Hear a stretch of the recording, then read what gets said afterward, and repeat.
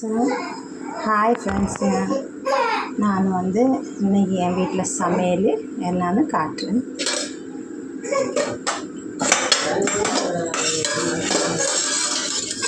சாப்பாடு வைக்கலாம் குக்கரில் தான் வடித்தேன். குக்கரில் செஞ்சுட்டு நம்ம இப்படி பாத்திரத்தில் வடிச்சிட்டேன். இன்றைக்கி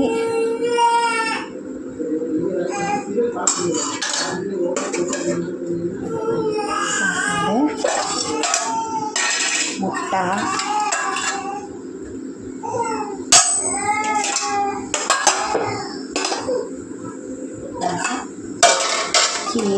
கீரை கட்டியாக செஞ்சுருக்கு.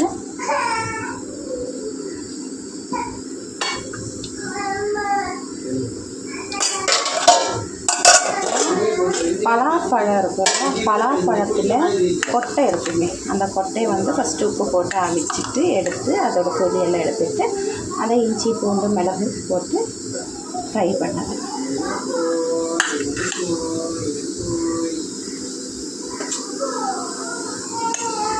அதுக்கப்புறம்